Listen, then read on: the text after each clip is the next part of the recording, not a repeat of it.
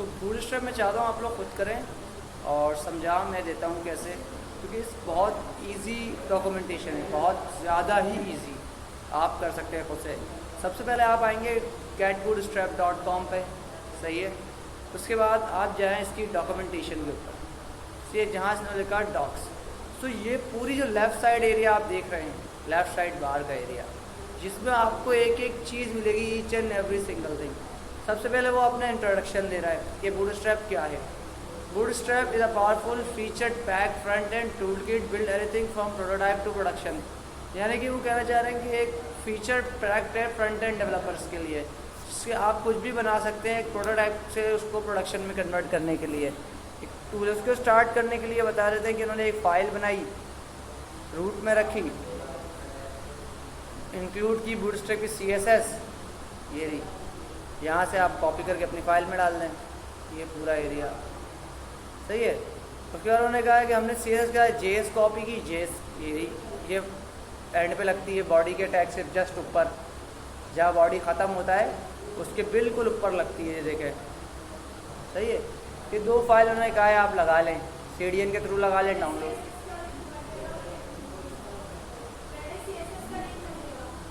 जी, CSS का पहले यार बात की बात नहीं है, दोनों लिंक लगेंगे, सिंपल सा है। शुरू से ही मैं बात बोलता हुआ आ रहा हूँ कि CSS की फाइल्स जो है हेडर में लिंक होती हैं, JS की फाइल फूटर में लिंक होती हैं, तो पहले बाद में लगने का तो सवाल ही नहीं उठता। बूटस्ट्रैप की CSS हो या किसी की हो, पहले अगर CSS की फाइल है तो वो हेडर में लगेगी। पहली फाइल CSS की है, दूसरी फाइल JS की है, तो CSS की फाइल ऑब्वियसली हेडर में जाएगी और JS की फाइल जो है वो फूटर में आ जाएगी, जहाँ पे बॉडी का टैग ख़त्म हो रहा है। जितनी भी जावास्क्रिप्ट की फाइल होती है हम वही लगाते हैं, ताकि इन दोनों का रीज़न है। CSS अगर आप नीचे लगाएंगे काम तो वो करेगी, ऐसा नहीं है नहीं करेगी, या JS ऊपर लगाएंगे तो वो काम करेगी, ऐसा नहीं है। उसका रीज़न ये है कि आपकी वेबसाइट की लोड स्पीड बढ़ जाती है। मतलब अगर आप ऊपर लगाते हैं दोनों फाइलें, तो पहले वो CSS को लोड करेगा, फिर JS को लोड करेगा, फिर सारी फाइलें लोड करेगा, फिर आपकी वेबसाइट लोड होगी, तो हैवी हो जाती है वेबसाइट, तो वो घूमती रहती है, खुलती नहीं है अक्सर वेबसाइट। तो उसके लिए हम क्या करते हैं कि अपनी जो फाइल जो है जिनका यूज़ बाद में होना है, वेबसाइट के लोड होने के बाद में, तो उनको नीचे रखा जाए कि सबसे आखिर में लोड हो। तो हम क्या करते हैं, CSS सबसे टॉप पे लगा देते हैं ताकि हमारा डिज़ाइन नहीं टूटे, ब्रेक ना हो। और JS जो कि जावास्क्रिप्ट है वो तो चलती ही वेबसाइट पे लोड होने के बाद है, तो उसको कोई फ़र्क नहीं पड़ता कि वो नीचे लोड हो या ना हो, ठीक है, तो उसको नीचे ही लोड करवाते हैं। अब CSS भी बॉटम पे जा सकती है, नीचे वो क्यों नहीं जाती? अगर CSS बॉटम पे जाएगी ना तो वो किस तरीके का रिजल्ट लाएगी।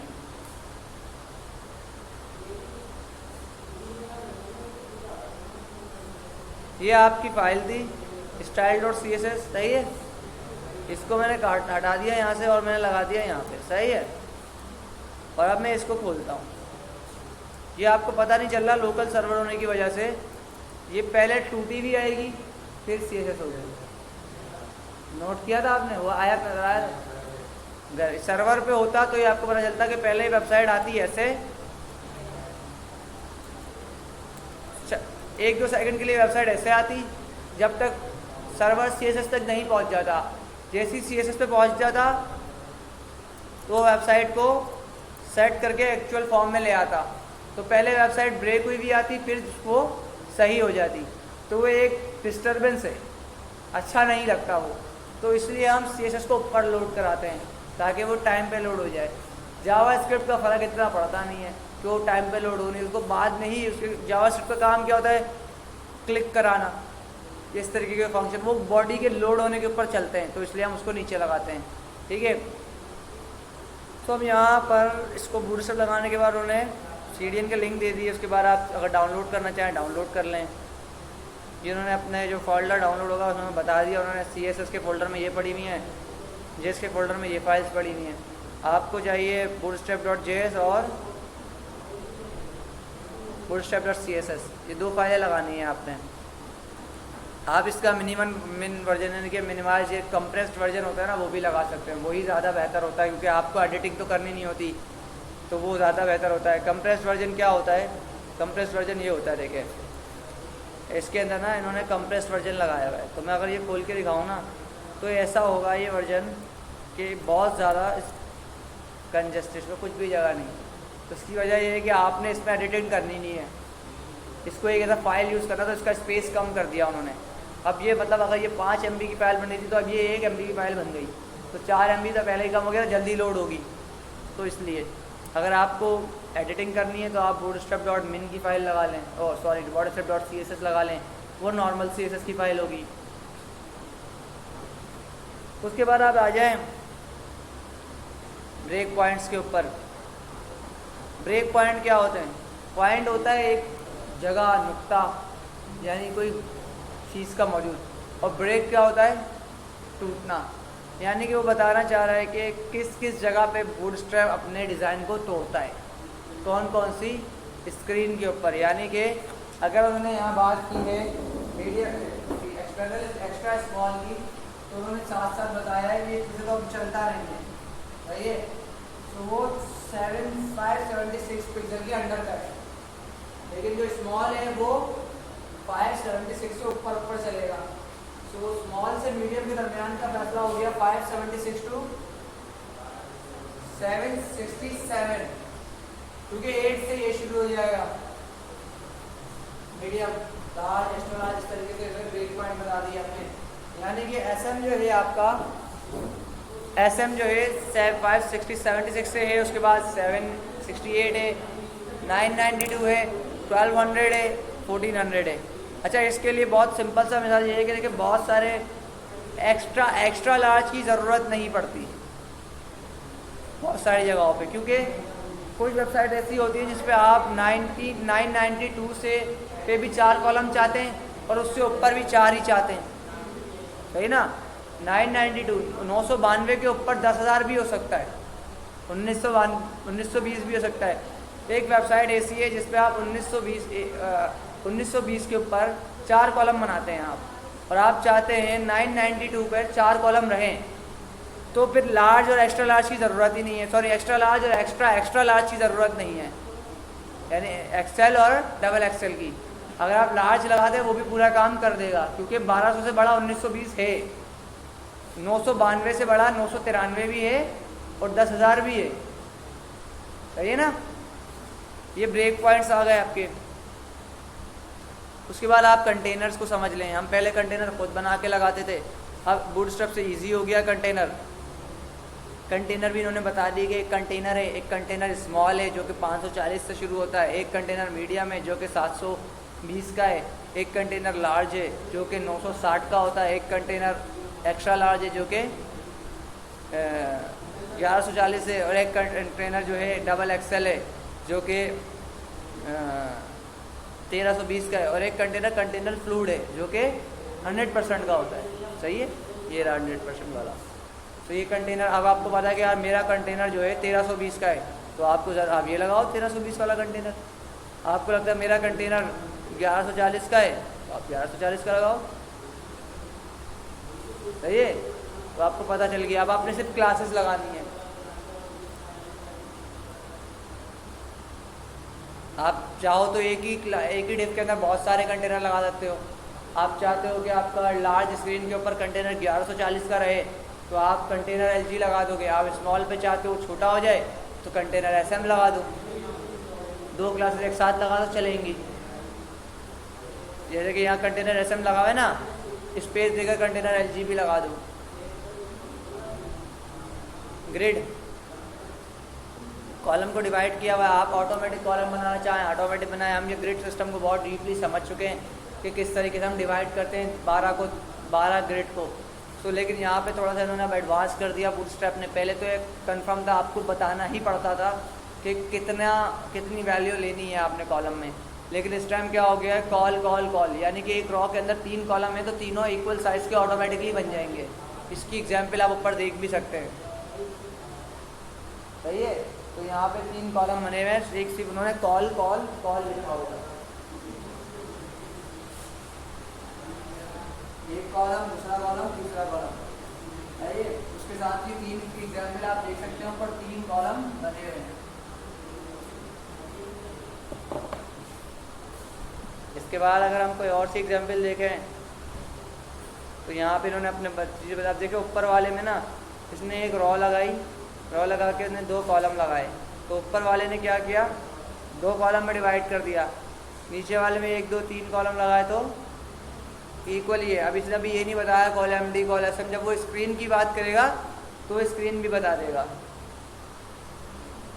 अब यहाँ पर देखिए बीच वाला बड़ा है और दोनों लेफ्ट राइट के जो है छोटे हैं, तो उसमें इसने क्या किया, बीच वाले को कॉल 6 दे दिया, यानी कि ये वाला कॉलम तो 6 ग्रिड पे आएगा ही आएगा, और बराबर वाले 2 को ऑटोमेटिकली डिवाइड कर दो। तो कितने में डिवाइड होंगे, वो 3 3 में डिवाइड होंगे।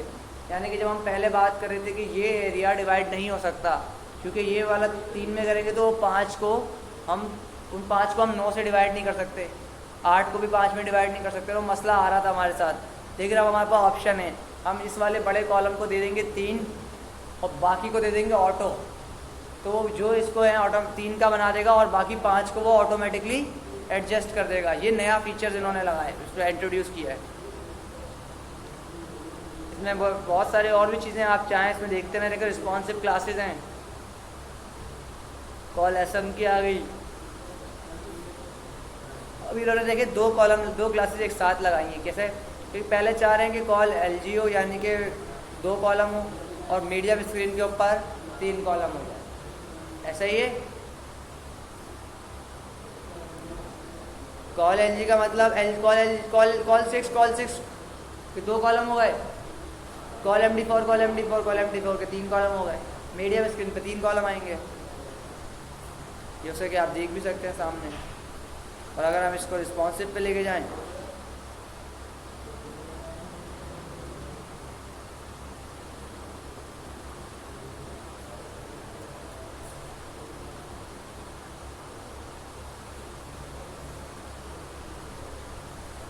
कहाँ गया वो,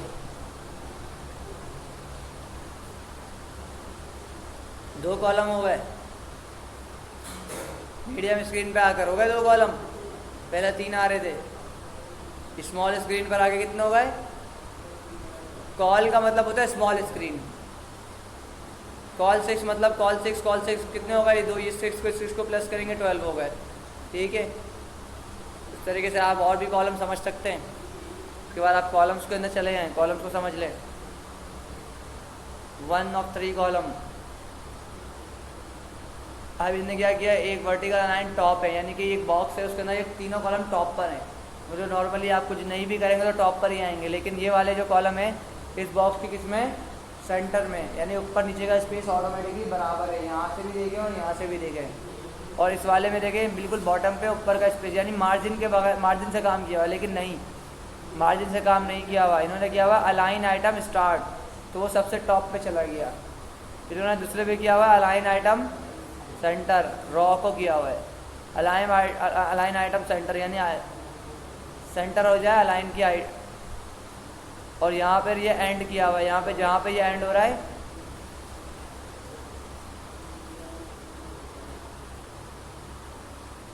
टेक्स्ट अलाइन इन्होंने सेंटर की भी है। यहाँ पर तीनों कॉलम सेंटर आ रहे हैं टेक्स्ट अलाइन। उसके बाद इन्होंने अलाइन सेल्फ कॉलम को अलाइन किया हुआ वो लेफ्ट से किया हुआ, लेफ्ट पे आ गया, यानी कि अलाइन सेल्फ स्टार्ट। ये स्टार्ट लेफ्ट से ही होता है ना, तो लेफ्ट आ गया सेंटर के लिए। और तीसरा कॉलम जो है वो यहाँ क्या लिखा हुआ है, एंड, यानी जहाँ पे एंड हो रहा है। इस कॉलम को आप समझें यहाँ से। उसके बाद आप आ जाए गटर। गटर से स्पेस क्या होता है, गटर स्पेस वो होता है जो हम लोग अक्सर लगाते थे 15 पिक्सल का। याद है हम लोग जब डिज़ाइन बनाया करते थे उसमें 15 पिक्सल बॉक्सेस के बीच में छोड़ते थे, 15 इस साइड से 15 उस साइड से, वो गटर स्पेसेस होते हैं। उसके बाद बहुत सारी यूटिलिटीज़ के ऊपर है, और इसमें कोई जी इंडेक्स है। जो काम CSS से कर रहे थे, फोटोशॉप का कहाँ से ताल्लुक है, फोटोशॉप तो अलग चीज़ है। ये जो काम CSS से कर रहे थे उससे होगा ज़्यादा से ज़्यादा। जो ग्रिड सिस्टम हम CSS से बनाते थे अब ये बनाएगा, जो डिज़ाइन हम CSS से करते थे अब ये करेगा। हाँ, हमें कस्टम स्टाइलिंग की ज़रूरत पड़ेगी वहाँ पर जहाँ पर हमारे को रिक्वायरमेंट होगी, यानी कि बूटस्ट्रैप सपोर्ट नहीं करता। एक ऐसी चीज़ है bootstrap blue, yellow, green, black, orange, white colour देता है, पर्पल नहीं देता। तो वहाँ पर हम अपनी क्लास लगाएंगे बटन पर्पल, उसको पर्पल कर देंगे। तो वहाँ पर हम कस्टम CSS लगाएंगे जैसे पहले करते थे, एक एक्स्ट्रा फाइल।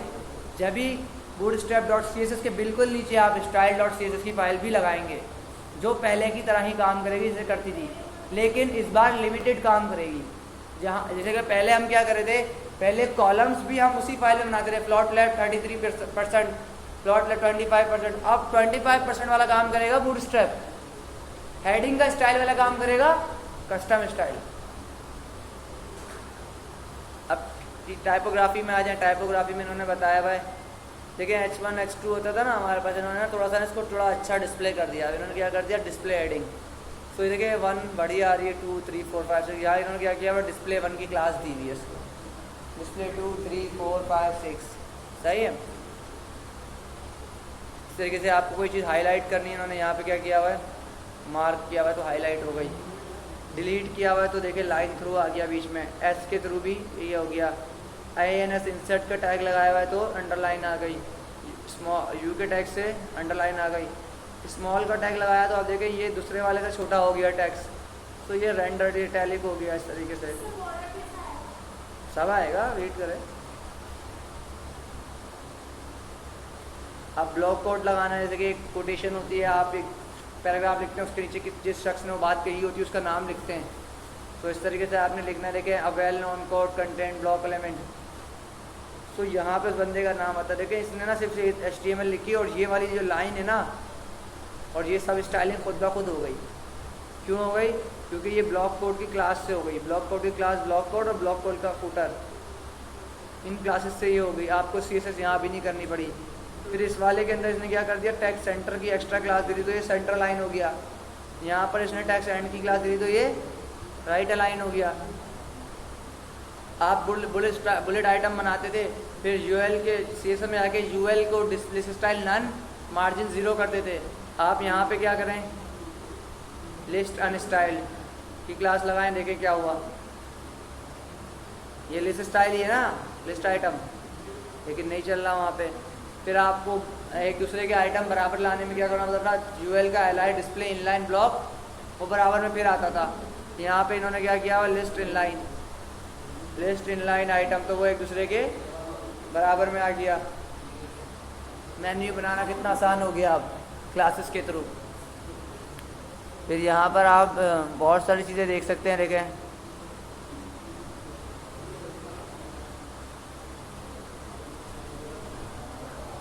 इमेज को आप 100% करते थे, आप आज इमेज फ्लूट कर दें 100% खुद हो जाएगी। इमेज थंबनेल 200 बाई 200 की पिक्सल लगानी, इमेज लगानी है तो आप dot image slash thumbnail, dot image नहीं मतलब इमेज डैश थंबनेल लगा दें। आपको इमेज की अलाइन करनी है तो आपने क्या कर दिया, फ्लॉट स्टार्ट, जो फ्लॉट लेफ्ट था अब क्या हो गया, इसको बना दिया फ्लॉट स्टार्ट की क्लास में। और एंड के लिए उन्होंने क्या यूज़ कर लिया, बॉर्डर रेडियस कर रहे थे हम, बॉर्डर रेडियस करते थे। अब देखें इसको क्या कर दिया, राउंडेड। सर्कल करेंगे तो पूरा सर्कल हो जाएगा राउंडेड की जगह पर, करके दिखा देता हूँ। ये सब HTML पे होगा। अब जैसे कि हमारे पास राउंडेड है ना इमेज, तो राउंडेड को हम चेंज करके देखते हैं। वैसे तो ये SVG लगी हुई है, लेकिन हम इसको फिर भी, ये राउंडेड SVG लगी हुई है, लेकिन हमें कोई और सी चीज़ ढूंढता हूँ, वहाँ पे हम करके देखते हैं।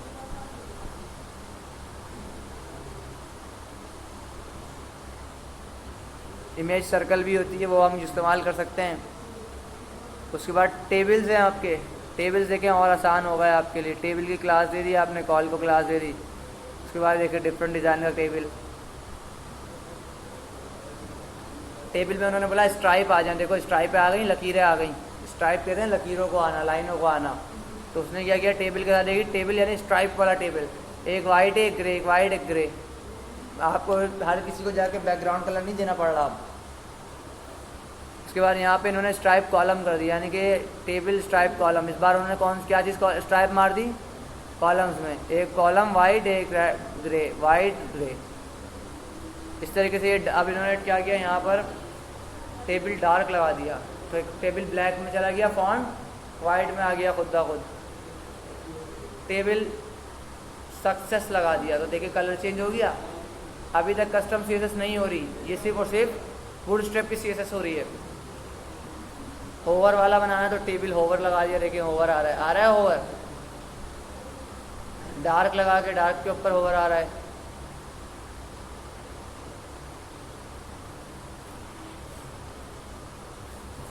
उसके बाद आपके पास फॉर्म है, फॉर्म के ऊपर चले जाएं। फॉर्म को जब आप बनाते हैं वो कुछ ऐसा दिखता है, दिखता है नहीं दिखता?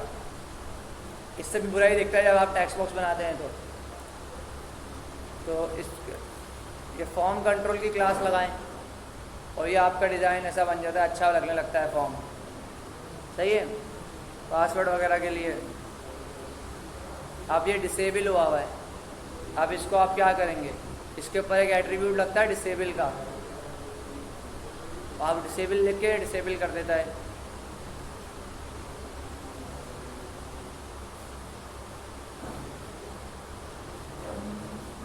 फॉर्म कंट्रोल LG, अगर आपको फॉन्ट का बॉक्स बड़ा बनाना है, फॉर्म कंट्रोल LG हो गया, डिफ़ॉल्ट है तो आपका डिफ़ॉल्ट सिंपल आप फॉर्म कंट्रोल लगा देंगे तो नॉर्मल वाला आएगा। आपको छोटा बनाना है तो आप फॉर्म कंट्रोल SM लगाएंगे। ठीक है। डिसेबल देखें, ये वाला डिसेबल लगाया हुआ है, इसमें डिसेबल, इसमें नहीं। ये देखें क्या लगाया हुआ है, डिसेबल्ड। ये दोनों चीज़ें लगा लें, रीड ऑनली और डिसेबल्ड, तो कोई भी इसके ऊपर काम नहीं कर सकता, लिख नहीं सकता कोई इसको। अब जैसे कि ये को रीड ऑनली है, यह पूरा बॉक्स लग रहा है लेकिन ये सिर्फ और सिर्फ रीड किया जा सकता है, इसके ऊपर एंट्री नहीं हो सकती। इसके लिए इन्होंने क्या किया, रीड ऑनली लगाया है। क्या लगाया है, रीड ऑनली का एट्रीब्यूट। आपको फाइल वाला बनाना है, यानी कि ब्राउज वाली फाइल, कितना मुश्किल होता है आपको ये ब्राउज लिखना एक टेक्स्ट के बराबर में। उन्होंने एक कॉल बना दिया, अपना फॉर्म फाइल लिखो, टाइप बताओ, फॉर्म कंट्रोल दो, या खुद ब खुद उठ जाएगा और ये फाइल सिलेक्ट करेगा। कर ली। मल्टीपल फाइल करनी है तो मल्टीपल फाइल का भी है, सब कुछ बताया हुआ है। कलर लार्ज करना, साइज लार्ज करना है तो लार्ज कर दो। कैसे, फॉर्म कंट्रोल LG से। आपने फॉर्म कंट्रोल LG लगाया, फाइल टाइप बताई, उसने खुद ब खुद ये ब्राउज वाला बटन आपको बना के दे दिया। अगर आप खुद बनाते तो इतना अच्छा नहीं बनाते, मतलब CSS के थ्रू आपको मेहनत करनी पड़ती। आपकी एक क्लास से इतना ईजी हो गया। कलर पिकर, कलर पिकर बनाना चाहे आप, कलर पिकर बन जाता है इसके अंदर। आप बना सकते हैं कलर पिकर अभी इस टाइम। इस तरीके का ऑप्शन देखें, क्लिक करें और कलर जो सा कलर में सेलेक्ट करूँ वो ओके करूँ, वो यहाँ आ जाए। कलर पिकर बनाने के लिए कोई आपको ज़्यादा काम नहीं करना पड़ा, सिर्फ ये कोड लगाएं आप, कलर पिकर बन जाएगा आपका। कोड कॉपी करके लगाएं, मसला नहीं है, लेकिन शुरुआत में समझें कोड को। सिलेक्ट ऑप्शन है जैसे कि 1 2 3, सही है। इसके साइज़ हैं डिफरेंट, या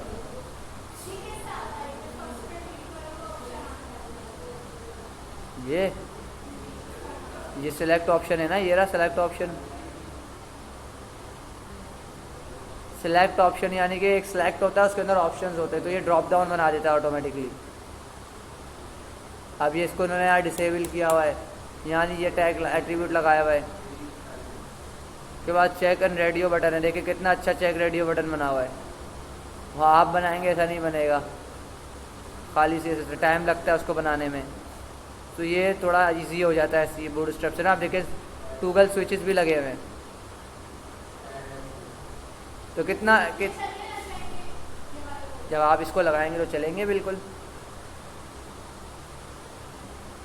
इसके हिसाब से और बहुत सारी चीज़ें इन्होंने आएगी, उस पर भी आएंगे बाद। अब रेंज स्लाइडर पे चले जाते हैं। अब ये देखें तो फ़िलहाल ये तो डिसेबल है।